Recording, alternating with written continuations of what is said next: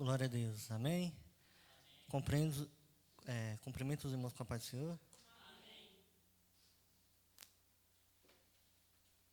Glória a Deus. Os irmãos, por favor, abram a Bíblia em João, capítulo 5.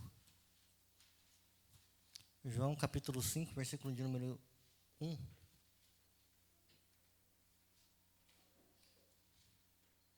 Glória a Deus. Aleluia. João, capítulo de número 5 e versículo de número 1. É uma palavra muito conhecida dos irmãos.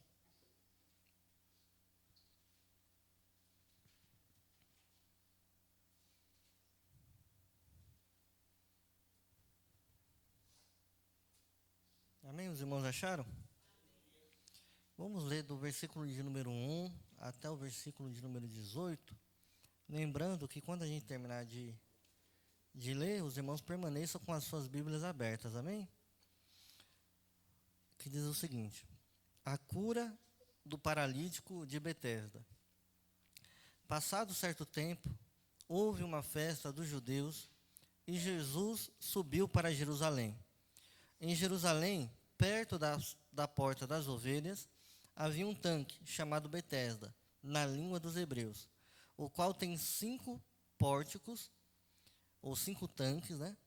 Neles ficava deitada uma grande multidão de doentes, cegos, mancos e paralíticos, esperando o movimento da água.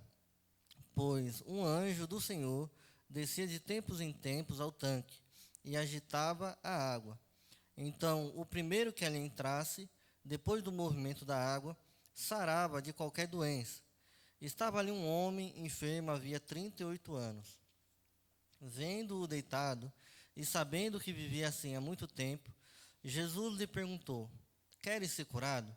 O enfermo lhe respondeu: Senhor, não há ninguém que me ponha no tanque quando a água é agitada. Por isso, enquanto eu vou, outro desce antes de mim. E Jesus lhe disse: levanta-te, pega tua maca e anda. Imediatamente o homem ficou curado. E pegando a maca, começou a andar, e aquele dia era sábado. Por isso os judeus disseram ao que fora curado: hoje é sábado, e não te é permitido carregar a maca. Ele, porém, lhe respondeu: aquele que me curou, esse mesmo me disse: pega a tua maca e anda. Perguntaram-lhe então: quem é o homem que te disse: pega a tua maca e anda? Mas o que fora curado não sabia quem era, pois Jesus havia se retirado por haver muita gente naquele lugar. Jesus encontrou-o mais tarde no templo e disse-lhe: olha, já estás curado, não peques mais, para que não te aconteça coisa pior. O homem então retirou-se e contou aos judeus que fora Jesus quem o havia curado. Por isso os judeus começaram a perseguir Jesus, porque ele fazia essas coisas no sábado. Mas Jesus lhe respondeu: meu pai trabalha até agora, e eu trabalho também. Por isso os judeus procuravam ainda mais matá-lo, não só porque infringia o sábado, mas também porque dizia que Deus era o seu pai, fazendo-se igual a Deus. Amém? Glória a Deus. Aqui é uma das passagens mais conhecidas do texto bíblico e uma das mais interessantes, né? A conversa de Jesus com aquele homem traz para nós alguns ensinamentos muito legais para nós, né, no dia de hoje. O Evangelho de João, ele foi, se não o mais escrito, né, já no final do primeiro século, ele foi o mais demorado para que fosse escrito. Quando o Evangelho de João, alguns dos outros evangelhos, se não todos, já estavam circulando por aí, contando e falando aquilo que a gente lê até hoje. João, ele vai ser, se não o último, um dos a escrever seu evangelho já no final do primeiro século. Por que ele vai escrever esse evangelho?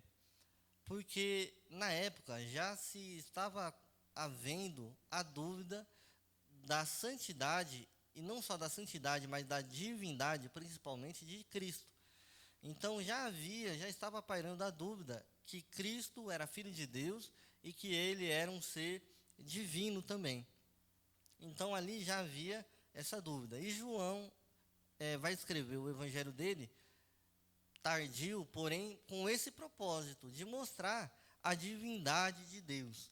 E aí João vai trazer para nós essa passagem do paralítico do tanque, que por nós já é uma palavra muito conhecida, nós sabemos de cor e salteado. Só que algumas das vezes nós deixamos passar alguns detalhes, que é bom a gente tratar. Primeiro, a primeira coisa que eu já quero tratar logo de começo é sobre a questão de um anjo e sobre a questão do movimento das águas. Há uma dúvida sobre isso, né? O que a gente entende é que nos primeiros escritos do livro de João não tinha essa parte. Então quer dizer, irmão Abraão, que é mentira? Não. O que a pessoa que transcreveu, que escreveu o livro, ela quer dizer que naquela época as pessoas tinham esse pensamento, que um anjo do Senhor balançava, né, atiçava as águas e o primeiro que caía era curado. Então era uma crença popular. Então ele acrescenta isso no texto para que a gente entendesse o porquê que o povo se jogava na água com a pretensão de ser curado. Jesus ele tem um encontro com aquele homem, né? A gente primeiro vamos dar aquela coisa que a gente já sabe, né? Ele se encontra com aquele homem quando ele sobe para Jerusalém. A palavra de Deus sempre vai tratar de Jerusalém. Quando você vai para Jerusalém, você tem que subir, porque Jerusalém ficava no alto. E quando as pessoas saíam de Jerusalém, a palavra de Deus vai sempre dizer descendo, não subindo. Então, ele sobe para Jerusalém e ele vê e está acontecendo ali uma festa. Jesus ele vai por conta da festa que está acontecendo. Mas quando ele chega ali próximo daquele lugar, que era tratado até como uma espécie de hospital santo, né, onde milagre acontecia ali, e ele vê rodeado daquelas pessoas, Jesus muda o foco dele, e ele vai para aquele lugar rodeado de doente, rodeado de gente cega, de gente com o braço mirrado, com o pé mirrado, paralítico. O que a gente pode achar interessante, talvez você nunca tenha feito essa pergunta, é que esse lugar estava cheio de doentes. Mas Jesus ele escolhe um homem. Qual foi o critério que Jesus ali escolheu para aquele homem ser curado?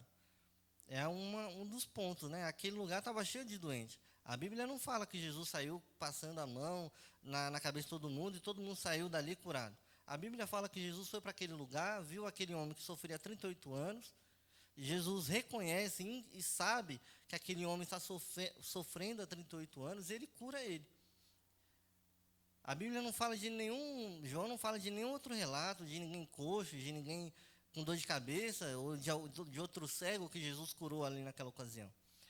Jesus ele escolhe aquele homem porque ele sonda nossos corações, e ele sabe exatamente quem tem o propósito de cura, quem tem a fé, quem tem a real intenção de ser curado. E Deus e Jesus tinham um plano para aquele homem, para curar não somente o exterior, mas também o interior, que muitas das vezes não é abrangido nessa palavra, né? Então, a gente destaca aqui nessa passagem alguns pontos importantes. Em primeiro lugar, o divino conhecimento de Jesus. Jesus, ele vê alguém deitado e automaticamente ele já sabe a enfermidade, ele já sabe o tempo que aquela pessoa está sofrendo, ele já sabe tudo sobre aquele homem.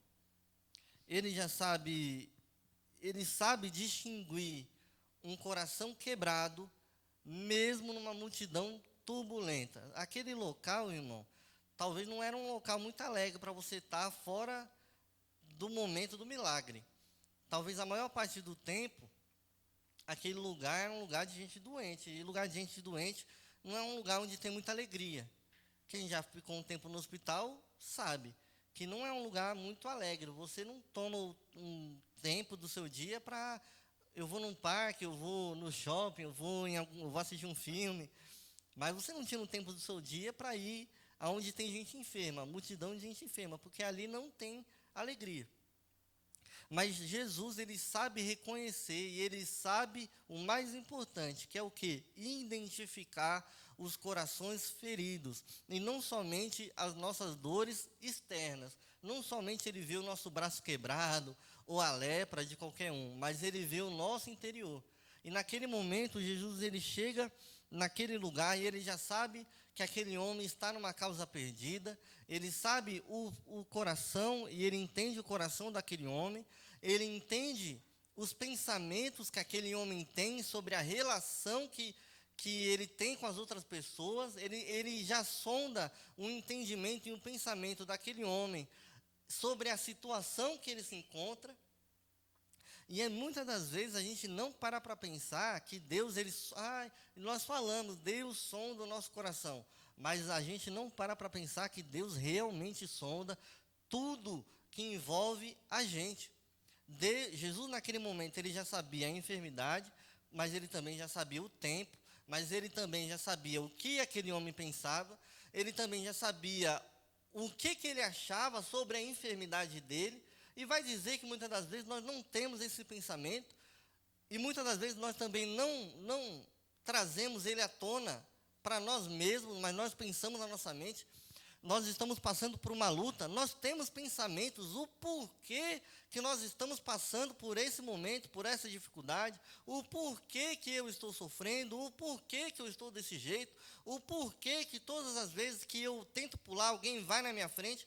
Ou será que a gente não tem esse tipo de pensamento? Será que sou só eu? Os irmãos não têm esse tipo de pensamento? Por que eu não consegui? Por que fulano conseguiu e eu não consegui? Por que eu estou nessa situação? Por que isso aconteceu? Por que a minha vitória não chegou? Por que minha vida não anda para frente? Por que eu estou sozinho? Por que ninguém me ajuda? Esse era o tipo de pensamento que se passava na mente daquele homem ali naquele lugar. E Jesus sondou o coração, a alma, o espírito e a mente daquele homem. E Jesus também sonda o meu e o seu coração. Jesus também sonda o meu e os seus pensamentos mais sombrios, mais ocultos, aqueles devaneios que passam pela nossa mente. Jesus, ele não deixa passar pela sua rede. Ele também sonda esses pensamentos. Até aqueles que nós tentamos esconder ou tentamos camuflar no nosso dia a dia. Saiba, irmão, que Jesus, ele sonda os nossos corações. E Jesus, ele vê não só aquilo, mas ele também consegue enxergar toda a trajetória. Aquele homem não precisa explicar para Jesus aquilo que ele passou, o primeiro ano, o segundo ano. Com 10 anos, meus amigos me abandonaram, com 15 anos a minha família desistiu de mim, com 20 anos eu fiquei aqui sozinho, com 25... Não, ele não contou essa história para Jesus. Ele não contou. Mas Jesus, ele sabe também. Talvez aquele homem, como muitas das vezes eu e você fazemos, escondemos de nós mesmos e dos outros as nossas memórias mais terríveis. E as nossas dores mais escabrosas que nós temos, nós escondemos dentro da gente, colocamos num baú, fechamos com tantos cadeados que nós conseguimos e deixamos essa dor, essa ferida dentro de nós. Para que ninguém mexa, para que ninguém toque. Mãe não chega até o nosso fundo do nosso coração, o nosso pai não chega até o fundo do nosso coração, o seu marido não chega até o fundo do seu coração, e ninguém chega. O psicólogo não chega até onde está ali a nossa mágoa, a nossa dor. Mas saiba, irmão, que Jesus e Deus, ele não precisa chegar, ele sempre esteve lá, onde está a minha e a tua dor. Ele nunca saiu dali, ele sempre esteve ali. Só que ele precisa que nós trazemos, por mais difícil que seja, trazemos isso à tona. E é difícil, porque os nossos traumas e as nossas dores são muito difíceis de limpar o pó e trazer para cima da superfície do nosso e do seu coração. As nossas dores, muitas das vezes, estão bloqueadas. As nossas mágoas estão lá fechadas, enclausuradas, que ninguém consegue, e muitas das vezes nem eu nem você conseguimos acessar as dores e as marcas que ainda permanecem no nosso corpo. Mas saiba, irmão, que há bálsamo em Gileade, há médico em Gileade, tem salvação, tem cura para mim e para a sua doença. E Jesus enxerga naquele homem não somente um homem quebrado e destruído por fora, mas também um homem quebrado e destruído por dentro. Jesus, ele também vê a nossa vida. E ele vê tudo isso, ele conhece o meu e o seu passado. Ele nunca tirou os olhos de mim, de você, nem que seja por um segundo. E a gente sabe muito bem que nada fica oculto aos olhos de Deus. Quando nós falamos isso, nós falamos referente, muitas das vezes, 99% das vezes, referente a pecado. Mas essa palavra também não fala somente do meio do seu pecado, mas fala também da minha e da sua dor, que muitas das vezes nós escondemos e colocamos um cobertor em cima. Deus, nada fica escondido aos olhos de Deus. Você pode ter se esquecido, a pessoa que feriu você pode ter se esquecido da dor que ela te causou. Nós podemos conviver com essa dor, mas Deus sabe a gravidade e a marca e o tamanho da ferida que está no meio e no seu coração. Por mais que eu e você falamos para os outros, isso já passou, isso já não me afeta mais, isso nem fala disso, porque isso não está nem mais no meu coração, mas Deus que sonda o meu e o seu coração sabe que eu e você muitas das vezes estamos mentindo, que eu e você muitas das vezes não queremos abordar tal assunto, que eu e você não queremos entrar nessa conversa.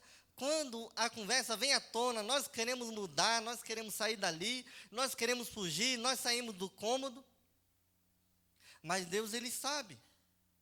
Nós podemos colocar, irmãos, band-aid nas nossas feridas e podemos deixar lá, mas sabe que quando uma ferida não é tratada, o que acontece? Gera pus, a ferida piora, gera uma inflamação. Mas nós, enquanto nós continuarmos a nossa vida espiritual, isso aqui eu estou falando de coisa espiritual. A palavra desse homem, desse tanque, muitas das vezes é tratado de forma externa, mas hoje eu quero tratar com você dessa palavra de forma espiritual. Porque Jesus olhou para aquele homem de forma espiritual.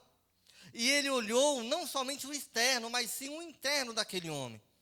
Tanto que Jesus, quando ele encontra o homem pela segunda vez, ele vai falar o quê? Olha, vejo que você está curado. E Jesus vai dizer o quê? Não volte a pecar. Porque, irmão, pecado, nós já falamos isso aqui na aula passada, eu falei que nós iríamos abordar outras vezes, pecado tem consequência. Pecado tem consequência. Não somente consequência para aquele que comete o pecado, mas também para o pecado que a pessoa está infligindo ao outro. Então, como é que eu posso colocar? Eu ia dar um exemplo até mais pesado do que esse, mas uma pessoa que é abusada, ali há um pecado, há um delito. Não da pessoa que sofre o abuso, mas do abusador. E o pecado gera consequências não somente espirituais, mas também carnais. A imprudência de um casal novo, menor de idade, a imprudência deles pode gerar um filho que dali pode gerar um aborto, um filho dali que pode gerar um filho malcriado, e não malcriado de uma criança malcriada, mas sim de um filho não amado, de um filho bastardo, de um filho abandonado, de um filho sem um pai, sem uma mãe, de um filho criado por terceiros, que nasce e cresce muitas das vezes, num lar desestabilizado, e cresce também um ser humano desestabilizado. Isso é um exemplo que eu já venho dado aqui muitas das vezes. Aquele homem estava naquela situação pelo fruto do seu pecado. Não peques mais, para que não te suceda coisa pior. Era fruto do pecado dele. Qual pecado? Não sabemos. O que aconteceu com aquele homem do seu pecado para que ele chegasse ao ponto de virar um paralítico? A Bíblia não menciona, a gente sabe que foi por conta de um pecado. Vai saber, conjecturando, né, imaginando, vai saber se aquele homem era um ladrão, ele foi pular de um telhado para o outro, bateu, se quebrou. É a consequência do pecado, não só interna, porque gerou nele feridas internas, mas também ferida interna, externa. Então, aquele homem, ele estava realmente sofrendo aquilo por conta de um delito, de um pecado cometido. E o pecado, Paulo vai dizer que ele é não vou nem saber falar, mas muito mal. Não vou colocar aqui trava-língua, não, que não ajuda.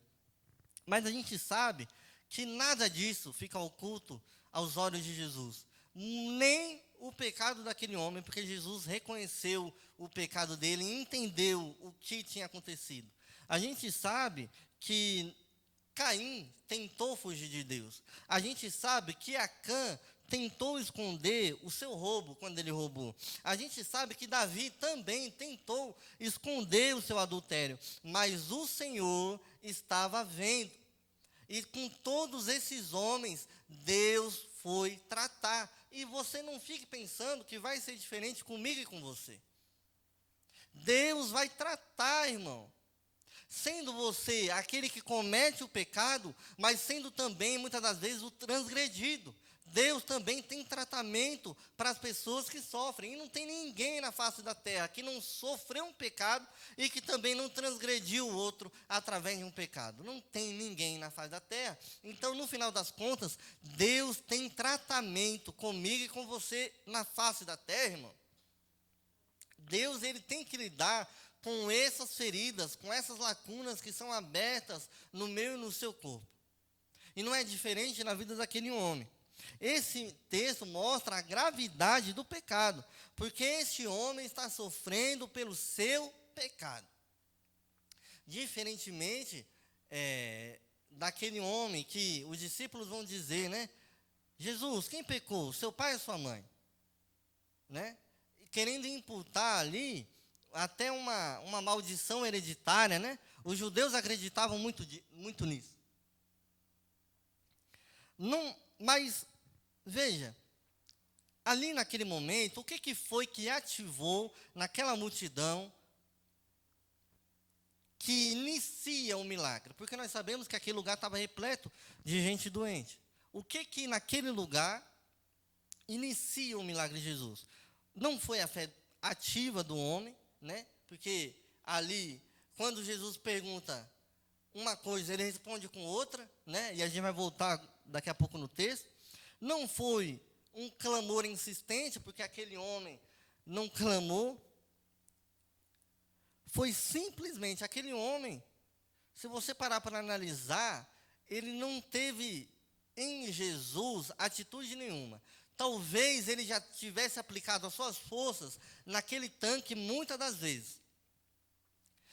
Com aquilo que todo mundo diz dar certo, ele aplicou sua vida, quem sabe, dos 38 anos lá, quantas vezes ele já tentou pular naquele tanque. Mas em Jesus ele não aplica, até porque ele nem sabia quem era Jesus, ele não conhecia. Mas Jesus, mesmo assim, ele vai de encontro àquele homem.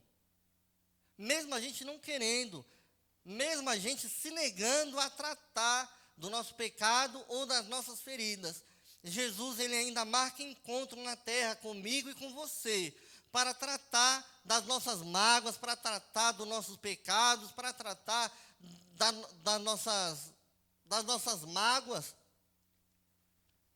Porque, pela misericórdia de Deus, sobre nós, Jesus tem uma mão misericórdia sobre mim, uma mão misericordiosa sobre mim e sobre você. Ele vê em nós a dor, e ele sente a dor, como se fosse nele. E Jesus, ele enxerga isso naquele homem. Porque Jesus, ele age, e ele gosta de agir nesses momentos. Quando há desesperança, ele enxerga aquilo que ninguém mais enxerga, ele vê o que ninguém mais vê. E ele se importa com aquele homem, quando já ninguém mais se importava com aquele homem. Aquele homem estava sozinho. aquele homem fala claramente para Jesus: olha, não tem ninguém que me lance no tanque. Jesus é aquele que vê, irmão. Jesus é aquele que toma iniciativa, porque muitas das vezes nós não tomamos iniciativa na gente. Você já tentou fazer uma reunião na sua casa, reunir todo mundo e falando: gente, nós temos que consertar algumas coisas. Você sabe muito bem do que eu estou falando, e você sabe também que é difícil em uma casa dar certo esse tipo de reunião. É ou não é? Possa ser que talvez algum dia tenha dado certo, mas maioria das vezes não dá. Então, a gente tem a mania de guardar as coisas para nós, né? A mulher tem uma coisa para falar com o marido, mas ela guarda dentro de si anos e anos, né? Mas Jesus, ele toma iniciativa.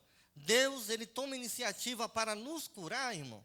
Isso é muito, muito importante, porque talvez você pode estar, espiritualmente falando, né? Sendo aquele que está no último banco, sentado, mirradinho, de cabeça baixa, sem ninguém estar te vendo. Mas Jesus, ele te coloca como prioridade para tratar de assuntos dentro de mim, de você, que muitas das vezes nós não estamos colocando como prioridade. Mas Deus, ele tem compaixão de mim, de você. Jesus, ele é a porta da esperança para mim e para você. Você consegue entender a complexidade do que é o trabalhar de Jesus na minha e na sua vida? Porque nós não colocamos as feridas em prioridade. Nós não colocamos os nossos pecados como prioridade de tratamento. O pecado, por mais doloroso que ele seja, nós permanecemos com ele um baita tempo. Por mais que nós sabemos que ele mata, que ele fere, que ele suja, que nós nos sentimos mal depois de cometer vários dos nossos pecados, mas ele permanece muito tempo, irmão. E se não é Jesus para tomar ele como prioridade na minha e na sua vida, nós podemos morrer com ele lá. Porque por isso que a misericórdia de Deus ela é tão grande, porque ele não espera, boa parte das vezes, que nós pegamos essas coisas, coloquemos em cima da mesa os nossos pecados, as nossas feridas. Ele não, muitas das vezes não espera. Ele vai lá, ele sonda o nosso coração, ele busca aquilo que está escondido, ele levanta um pregador, ele levanta um louvor, ele levanta uma profecia para tratar assuntos que estão escondidos no meio do seu coração. E, irmão, isso é misericórdia de Deus. Porque Deus, ele sabe que do jeito que o meu e o seu coração está, cheio de ferida, cheio de mágoa, cheio de pus espiritual, que o nosso corpo está repleto, ele sabe que desse jeito nós não herdaremos a coroa. E ele sabe também que o nosso coração é duro, e que nós somos difíceis de assumir os nossos erros, e também que nós somos complexamente... Paulo vai tratar, uma das minhas passagens preferidas, Romanos 7, que o bem que eu quero fazer, esse eu não faço, mas o mal que eu não quero fazer, esse eu estou sempre fazendo. Olha que complexo é o ser humano. Aquilo que eu quero fazer, não consigo. Mas o mal que eu falo, eu não quero fazer. Amanhã eu já estou praticando de uma maneira muito fácil. O ser humano, irmão, é um robozinho complexo. E Jesus, ele sabe disso. E ele trata e cuida de mim sabendo disso. Jesus, ele dá o diagnóstico da doença daquele homem. E saiba que Jesus, ele também já tem o meu e o seu diagnóstico nas mãos. Talvez você tenha doenças externas. Mas Deus, ele quer tratar comigo e com você igual aquele homem leproso, né? Ou, melhor dizendo, igual aquele homem que desce do teto. Quem olha para aquele homem, qual é a necessidade daquele homem?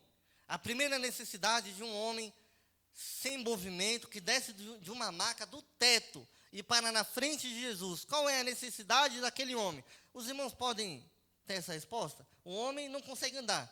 O que ele quer com Jesus? Andar. Qual é a primeira ação que Jesus tem para com aquele homem? Os seus pecados estão perdoados. Então, Jesus ele dá o diagnóstico real dos nossos problemas e das nossas verdadeiras doenças. Das nossas verdadeiras doenças. É como se você estivesse com uma doença na cara, que todo mundo pudesse ver. E vem um homem de Deus e você fala, agora eu vou ser curado. Mas na realidade, o que Deus tem prioridade para curar de mim e de você é aquilo que está dentro. Porque a nossa mágoa, irmão, vai nos deixar aqui na terra. Vai nos levar, não nem aqui na terra, né? Vai nos levar para o inferno. A nossa mágoa vai levar a gente para o inferno. Os nossos pensamentos malignos para com o outro vai nos levar a gente para o inferno. Os nossos ressentimentos vai levar a gente para o inferno. E Jesus ele tinha um encontro com aquele homem para limpar o seu coração de ressentimentos, para limpar o seu coração de mágoas, para limpar o seu coração primeiramente dessas feridas, irmão. E enquanto a nossa vida interior estiver cheio disso, irmãos, nós corremos um sério risco de talvez não se encontrarmos lá na glória. E eu não digo que é fácil, porque tem ressentimento, irmão, tem traição, tem abuso. Tudo isso está envolvido, irmão. E não é palavra fácil, não, de se dizer. Não só abuso físico, mas também abuso psicológico. Uma vida crescida com pai e com mãe de uma maneira que não era para crescer. Lembra daquilo que eu falei? De uma família desestruturada. A necessidade, Deus precisa curar também essas feridas dentro de mim e de você.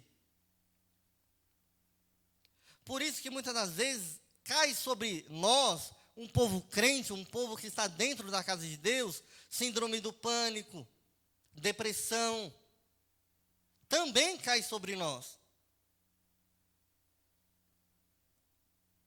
Ódio sobre si, isso é fruto de feridas encobertas, não tratadas. A palavra dá respaldo para isso. A palavra dá respaldo para isso. E é um assunto delicado.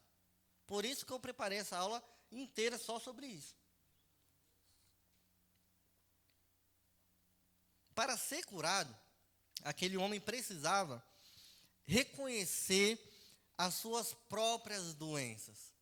Aquele homem sabia o diagnóstico externo, mas ele não sabia o seu diagnóstico interno.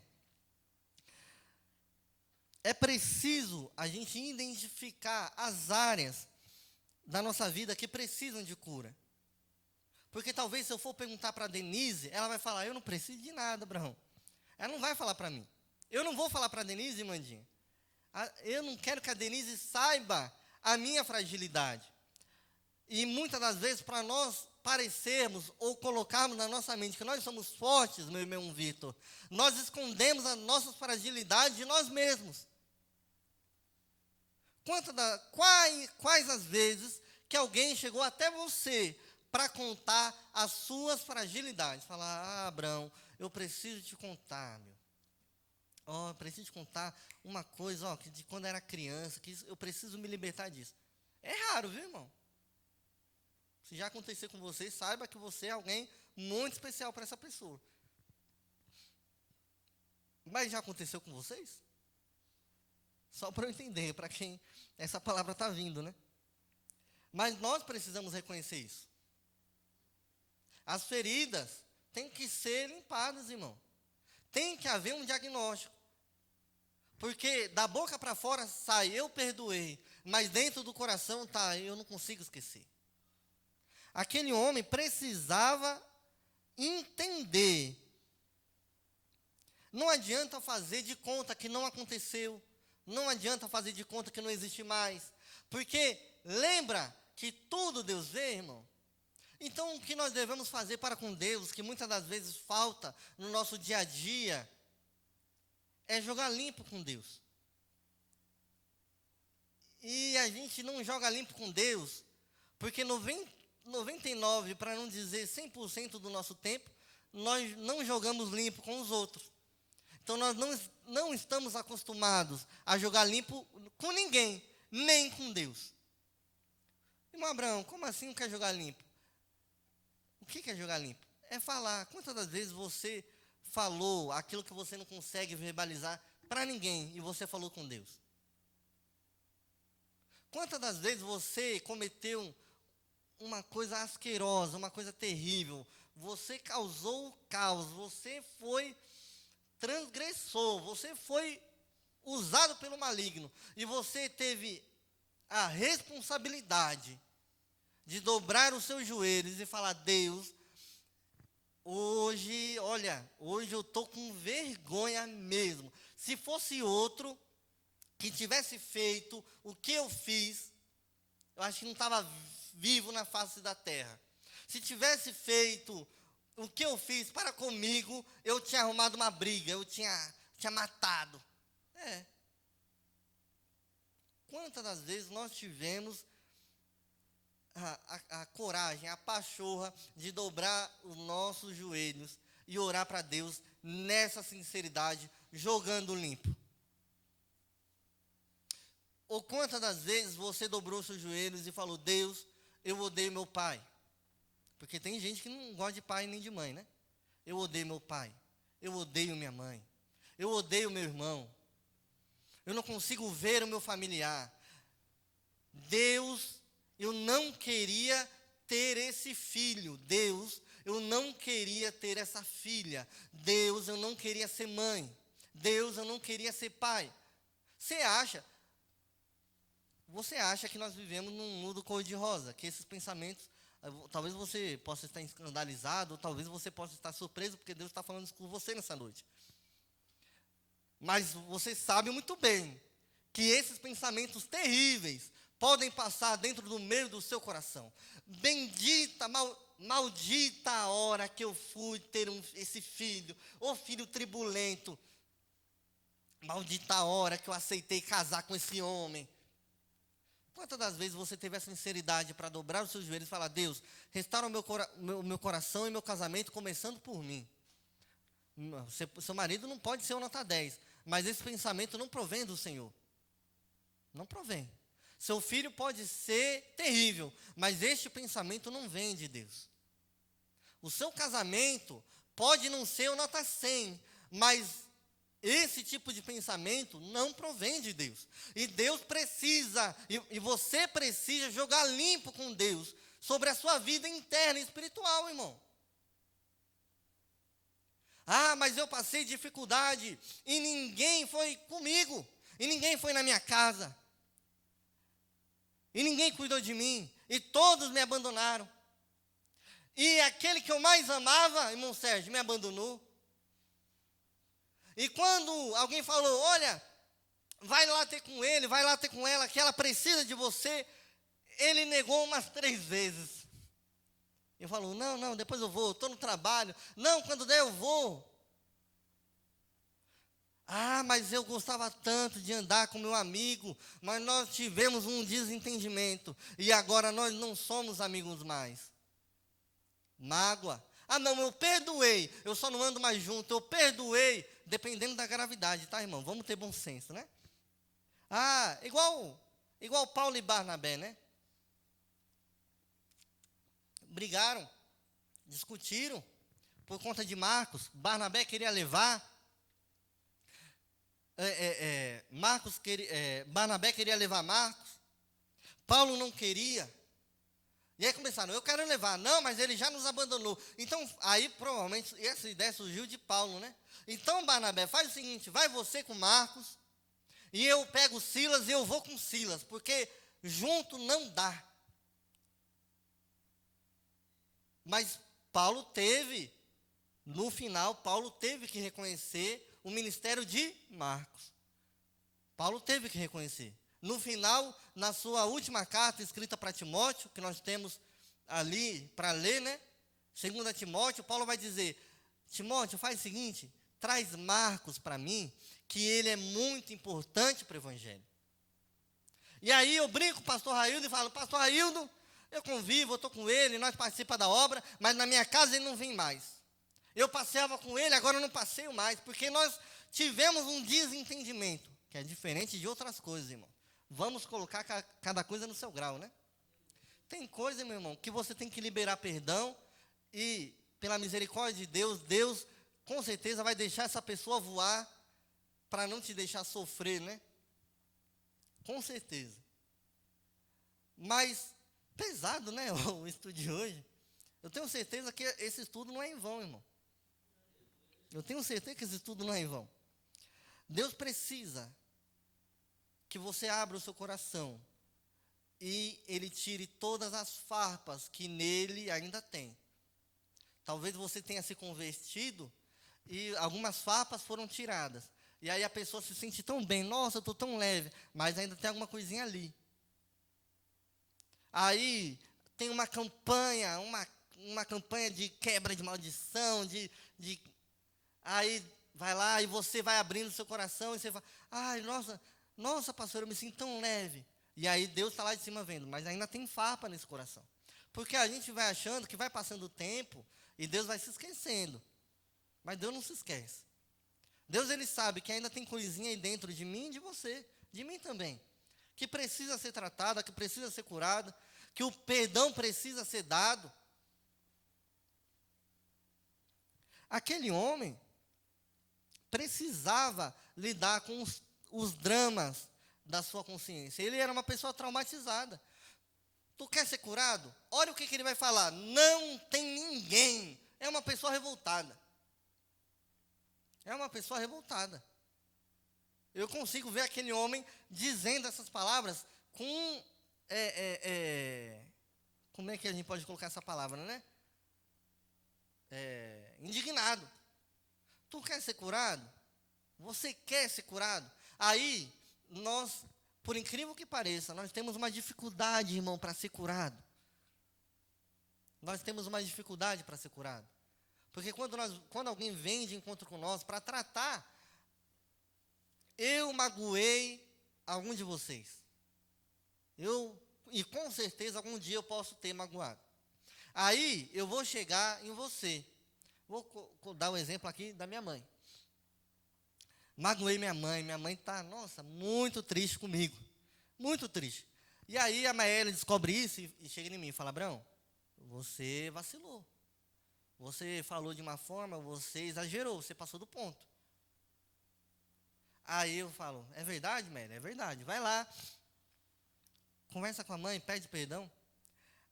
Aí, talvez com a minha mãe isso não aconteça, mas entre irmãos, a gente aqui, isso acontece muito. Mãe, queria te pedir perdão por aquele dia que eu fiz isso e tal. Aí, a irmã, né? Mãe provavelmente não vai fazer isso. Tem mãe que pode fazer. Mas vai dizer que se fosse minha irmã Gorete, ela me responderia assim, imagine, irmão Abraão, bobeira sua. Bobeira sua. Quem te contou isso, que eu fiquei chateada com você? Imagina, irmão, nunca na vida, eu te amo, meu irmão. E no coração fala, agora você vem pedir desculpa. Isso não acontece. Irmão, a gente vê isso aí acontecendo ao vivo e a cores. Acontece com a gente. Ô, irmão Abraão, queria te pedir desculpa. Não, irmão, imagina, eu nem pensei nisso. Os irmãos não vão achar que toda vez que acontecer também, né? Não vão achar que eu também estou com o coração pensando em outra coisa. Mas acontece. Por quê? Porque nós não queremos tratar essa ferida. É um assunto muito incômodo. Trazer isso à tona, vamos esquecer, vamos jogar. Mas se a gente não coloca em cima da mesa, irmão, a gente não tem poder. Quem tem poder para jogar as coisas no mar do esquecimento? Só tem um, que é Deus. Eu e você não joga nada no mar do esquecimento. Eu não é. Eu e você não temos poder para jogar nada no mar do esquecimento. Para nós jogarmos esse tipo de coisa, essa mágoa, primeiro nós devemos entregar na mão de Deus. Primeiro. Nós não conseguimos tratar a gente por nós mesmos. Quem pode se autocurar? Quem pode se autossalvar? Ninguém. Só tem um que cuida. Sabe quando a sua TV quebra, ou quando a sua geladeira quebra, ou sua máquina de lavar, nós temos que levar para um especialista. E só tem um especialista de alma, Mandinha. Só tem um especialista de alma, de corpo espiritual. Só tem um especialista que cuida. Não tem mais ninguém, não tem outra área. Não tem psicólogo, não tem ninguém. Não tem hipnose para desquebrar, não. Só tem um especialista de alma. E esse especialista é Jesus. Não adianta você só conversar com seu irmão se antes você não entregar a Deus e falar: Deus, agora eu estou pronto para conversar com o marido, o marido conversar com a esposa, para eu conversar com meu irmão. Agora, Deus, eu estou pronto para conversar com meu pai, para conversar com a minha mãe, mas também, Senhor, prepara lá a terra, porque eu não quero só me libertar disso, mas eu também quero libertar ele disso, porque nós sabemos que o perdão liberta é a gente, irmão. Aquele que liberta o perdão. Outra coisa, nós devemos dar perdão. Talvez aquele homem não tinha perdão para dar, ele queria perdão de receber. Ele queria receber. Ele queria que alguém chegasse nele e falasse: me perdoe. Oh, me perdoe, um familiar, um amigo, me perdoe, porque você passou aí 38 anos e eu desisti de você, e eu larguei você aí, e eu te abandonei e deixei de cuidar de você quando você mais precisava. E agora você está aí 38 anos e sozinho. E talvez aquele homem dizia: eu dar perdão, eu que mereço perdão, eu que mereço ser perdoado, eu que fui o afetado. Mas Deus, Ele quer tratar com você mesmo, com o afetado. Comigo e com você. Nós devemos liberar o perdão. Porque se nós não liberamos o perdão verdadeiramente, irmão, e quantas pessoas nós conhecemos? Olha, pense na sua casa. Quantas pessoas nós conhecemos, se não é você conhece alguém. Que diz que liberou perdão, mas você vê nitidamente que não liberou perdão. Só da forma da pessoa falar. Só da forma da pessoa falar, você vê claramente que ela não liberou perdão. Que das palavras dela não tem perdão. E Deus quer que nós se libertemos disso.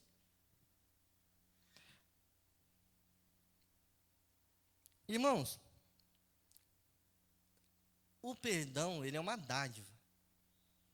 E nós também, maioria das vezes, não conseguimos, e principalmente nos casos mais sérios, não conseguimos perdoar.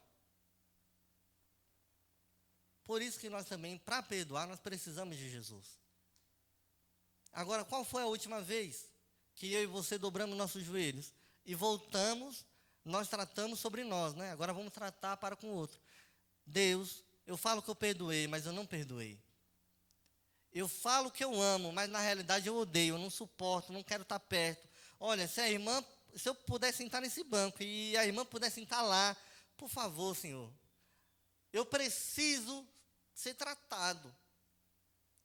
Mas como é que o mundo nos diz? Se você foi ferido, a pessoa, olha, se der para ela vir andando de joelho da casa dela até minha casa, vestindo um pano de saco, eu não quero perdão, eu quero humilhação da pessoa.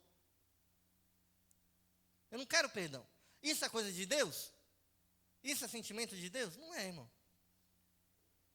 Muitas das vezes, e eu já conversei isso com algumas pessoas, tá rolando uma briga, uma discussão? Tá. Nós estamos aqui discutindo, estamos aqui debatendo.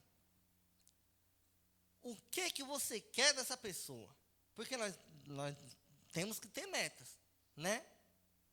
O que você quer dessa pessoa? Para essa pessoa voltar a ser o seu amigo, ou sua colega, para o seu casamento voltar a ser como antes. Aí você fala: não volta, tá bom, senta aí. O que falta para você voltar ao primeiro amor? Você tem que estipular isso. Porque o marido briga com a esposa briga com o marido, os dois estão ali se engalfinhando. Chega uma hora que a briga só passa, mas não há perdão na briga, é ou não é? Não tem momento de perdão. A briga passa, o mar acalma, mas não tem momento de perdão. Porque nenhum sabe o que quer do outro, nem o outro sabe o que quer do outro. Isso é para marido, para irmão, para nós, entre nós aqui.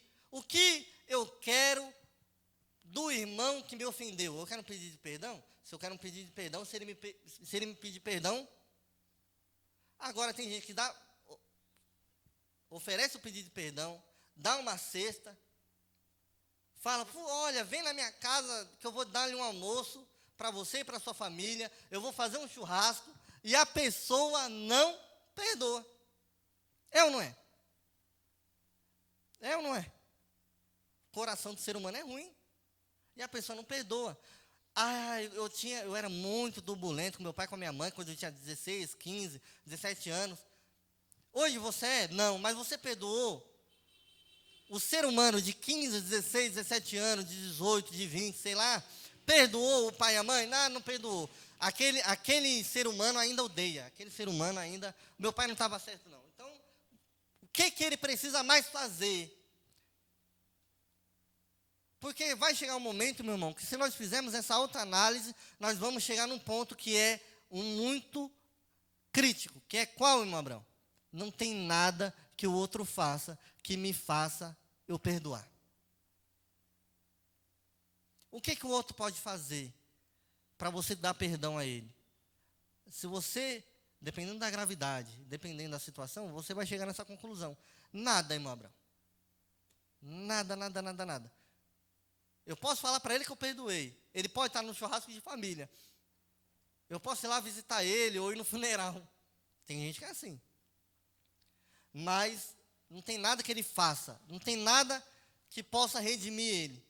Então tem uma coisa só que você pode fazer para resolver esse seu problema que está dentro de você. É entregar nas mãos de Jesus. É entregar nas mãos de Jesus. Porque se você não perdoa o abusador, se você não perdoa o assassino, se você não consegue perdoar, se você não consegue perdoar o assassino do seu filho, o abusador do seu filho, que eu não estou dizendo que é fácil. Não é fácil não, irmão. Se você não consegue perdoar o seu próprio abusador, irmão, a gente tem que correr para os pés de Jesus. A gente tem que correr aos pés de Jesus. Porque isso não pertence a nós, isso não vai entrar no céu.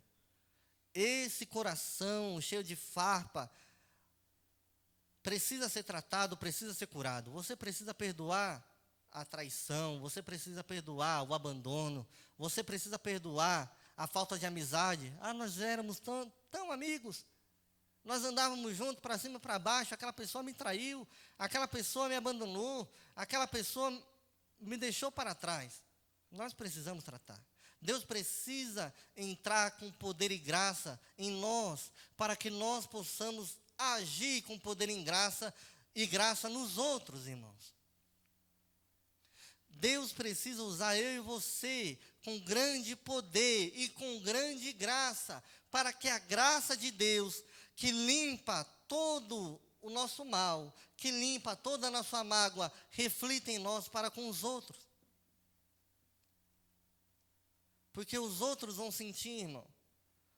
Os outros da sua casa, da sua família, da sua parentela, eles vão sentir quando a graça de Deus cair sobre a mim e sobre a sua vida. Eles vão sentir, eles vão perceber, eles vão falar, na palavra dele não tem mais ódio.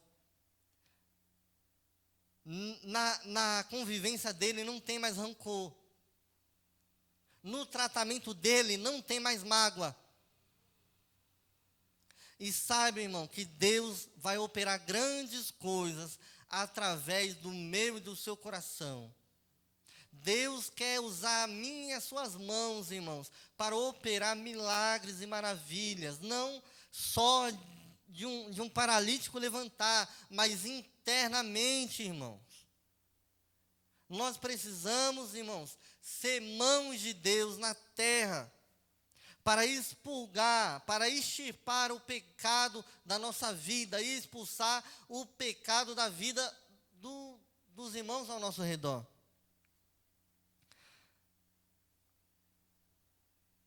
E tem uma passagem que eu gosto muito, que é do pastor Hernandes. Eu já até mostrei ela para minha mãe, que ele vai falar do pecado. E nós sabemos que tudo isso da vida daquele homem veio através do pecado. Mas não necessariamente vai vir. Mas o pecado, ele tem causas reais. Causas reais. Ele vai dizer que o pecado é uma fraude. E o pecado nós sabemos que é uma fraude.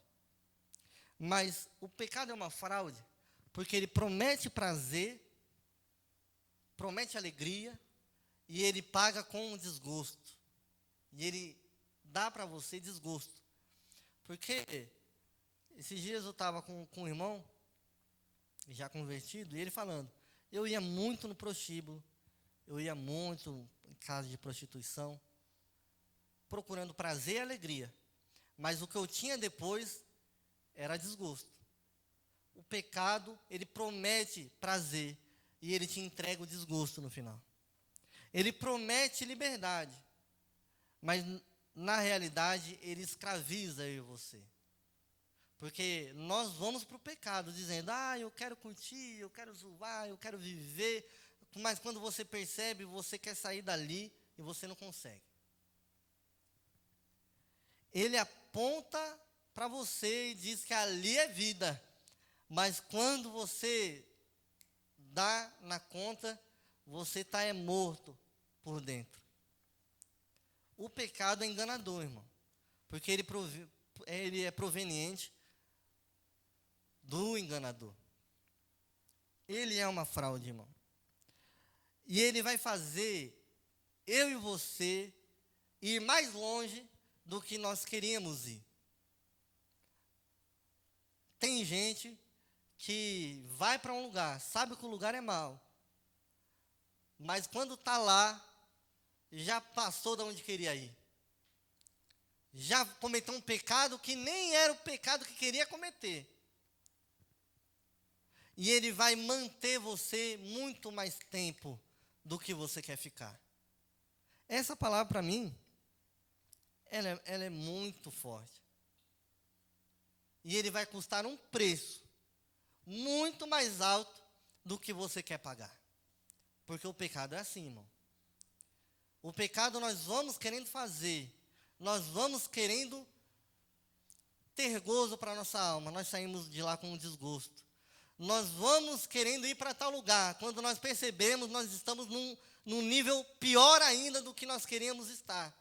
Nós queríamos ficar no pecado, porque o pecado é gostoso e prazeroso. Mas quando nós percebemos, nós já estamos muito mais tempo. E ele retém a gente muito mais tempo do que nós queremos ficar. E aí, com esse pecado que nós imaginamos e planejamos fazer, nós falamos ainda assim, eu pago o preço. Eu ainda estou disposto a pagar o preço do meu pecado. Eu posso arrumar uma confusão, mas eu vou lá e eu vou rodar a baiana.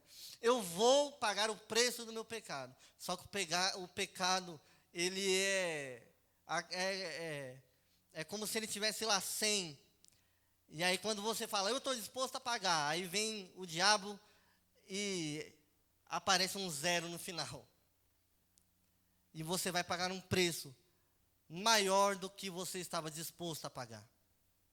E oxalá, irmão, queira Deus que nós se tornemos mais dispostos a tratar as feridas dentro de nós. Porque, irmãos, grande ferramenta vai ser eu e você sem nenhuma rachadura por dentro. Amém? Assim agradeço a oportunidade.